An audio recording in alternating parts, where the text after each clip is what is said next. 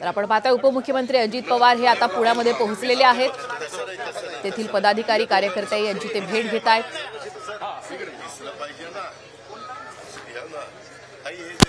पुण्यातील फुलेवाडा इथे ते पोहोचलेले आहेत।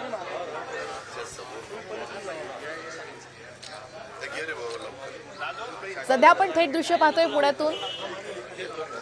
उपमुख्यमंत्री अजित पवार हे पुण्यामध्ये दाखल झालेले आहेत आणि फुलेवाडा इथे ते पोहोचतायत आणि सगळ्या पदाधिकारी आणि कार्यकर्त्यांची ते भेट घेत आहेत, सगळ्यांना अभिवादन करतायत। माध्यमांशी बातचीत करण्याची शक्यता ही इथे वर्तवली जाते। भाग म्हणून आज नांदेडमध्ये ही सभा होतीये। अनेक महापुरुषांचे महामानवांचे जयंती असतात।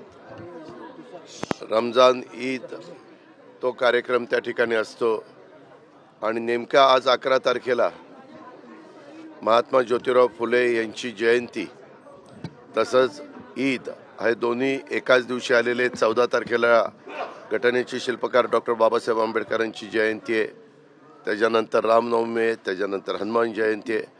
अशा अनेक महत्त्वाच्या गोष्टी ह्या एप्रिल महिन्यामध्ये आलेल्या आहेत। मी सुरुवातीलाच महात्मा ज्योतिराव फुलेंच्या जयंतीच्या निमित्तानं तमाम महाराष्ट्रातल्या जनतेला आणि सर्व आमच्या बंधू भगिनींना जयंतीच्या शुभेच्छा देतो। महात्मा ज्योतिराव फुलेंचं इथं जे स्मारक आहे इथं त्यांना मी अभिवादन करण्याच्या करता महात्मा फुले वाड्यामध्ये आलेलो होतो।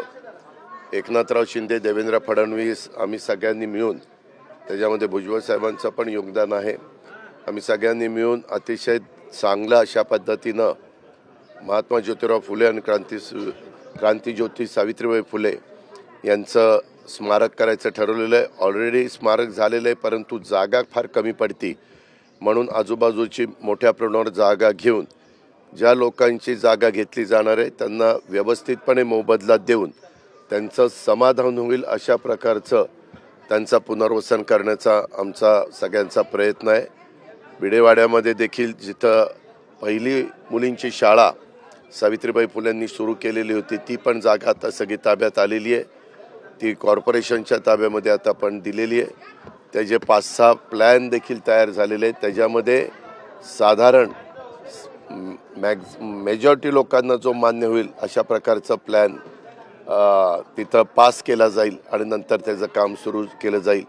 ह्या दोन्ही कामांना कुठल्याही प्रकारची निधीची अडचण भासणार नाही ही ग्वाही महायुतीच्या सरकारच्या वतीनं मी आवर्जून देऊ इच्छितो।